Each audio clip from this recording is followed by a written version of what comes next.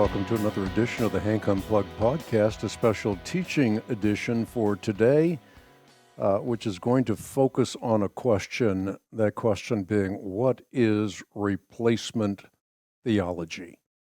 By the way, if you enjoy our podcast, please subscribe, rate, review. It just helps a lot. As prologue to this question, or the answer to this question, I want to mention again our Christian Research Journal. We did a special edition. It's titled A Biblical Response to Christian Zionism. Deals with a host of questions that go to the heart of Christian Zionism. And at the very heart of Christian Zionism is this notion that God has two distinct people, one of which must be raptured before God can consummate his plan with the other. And this is what I write in a section of the journal, which is kind of a good prologue to answering this question. I write, dispensational eschatology today is the norm, not the abnormality. And those who dare question the notion of a pre-tribulational rapture that is followed by a Holy Land Holocaust in which the vast majority of Jews perish are so often shouted down as peddlers of godless heresy. Now that's a very strong accusation. And now the ultimate pejorative phrase has been coined for those who dare to deny the heart of dispensational eschatology. They're called replacement theologians, and that's not all. John Hagee, for one, very popular dispensationalist, Christian Zionist, says that replacement theologians are guilty of spreading the message of anti-Semitism. Again, today, if you're called an anti-Semite, that is a very serious charge, and that's the charge he makes.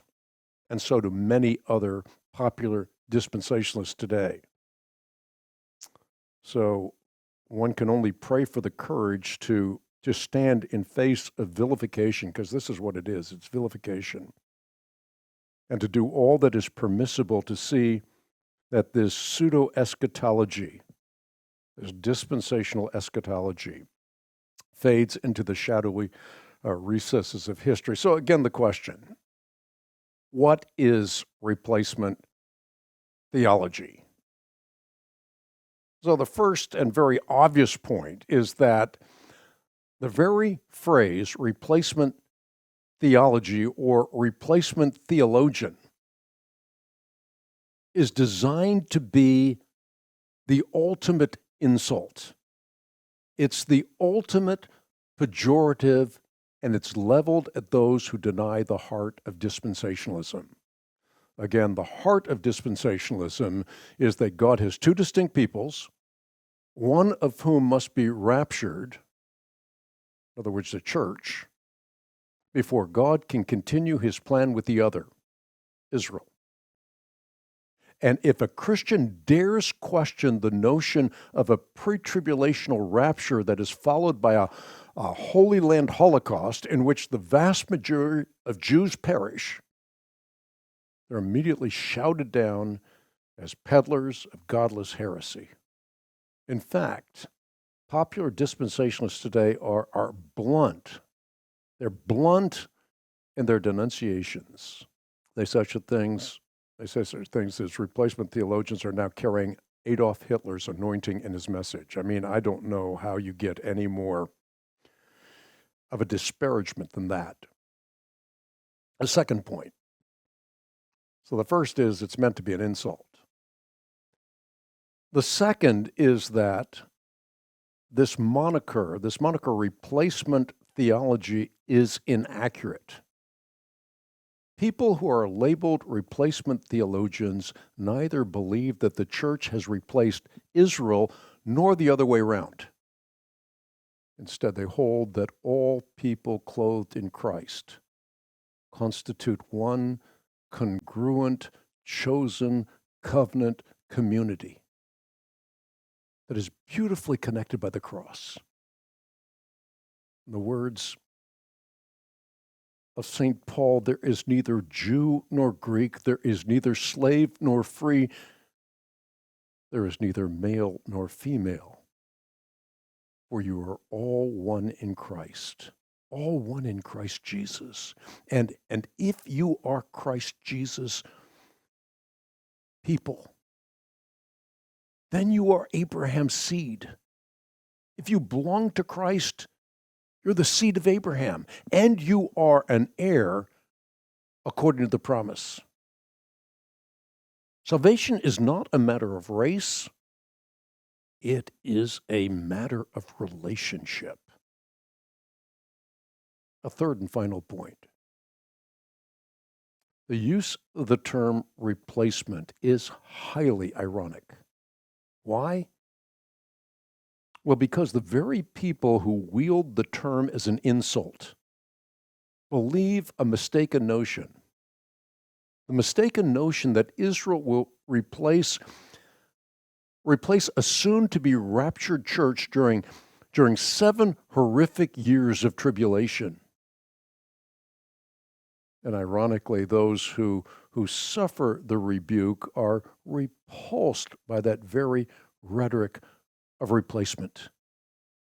And also, I should add, ironic is the fact that those who are now claiming that replacement theologians are guilty of spreading the message of anti-Semitism are themselves in the process of herding Jews into the Holy Land, and doing that, believing that these Jews will soon be slaughtered in a bloodbath that exceeds even Hitler's Holocaust.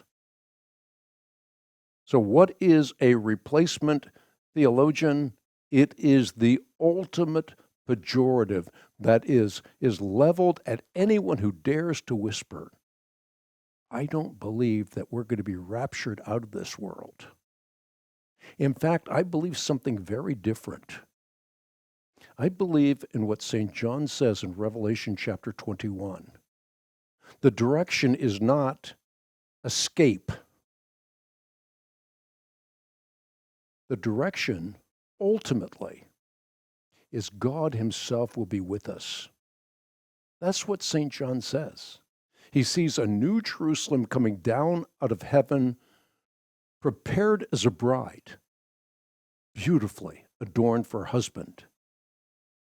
And he hears a loud voice from the throne saying, now the dwelling of God is with men, and he will live with them.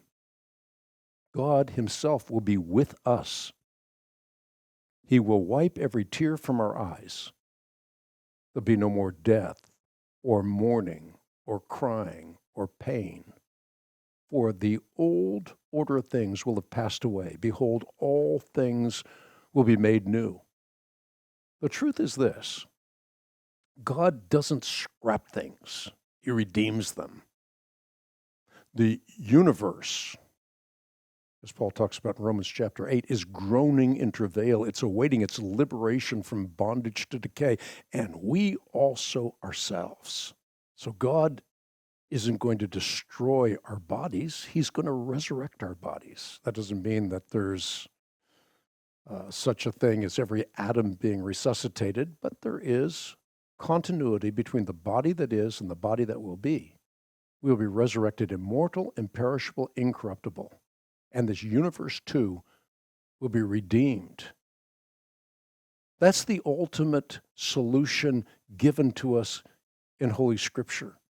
It is that when Jesus comes a second time, the problem of sin and Satan will forever be dispensed with. And we will be resurrected, immortal, imperishable, incorruptible. We will be changed in a moment, in the twinkling of an eye. And so that is what we await. Not a rapture out of this world, but the transformation of this world. For those who believe in Jesus Christ, the resurrection is the great hope, the thing we look forward to, not a rapture theory invented in the 19th century by a disillusioned priest and expanded on in the present with great bravado, with great popularity. Millions upon millions of people believe it. But the fact that it's popular doesn't mean that it's true. It most certainly is not biblical. And I can say this as someone who has spent a lot of time in the book of Revelation. I love that book.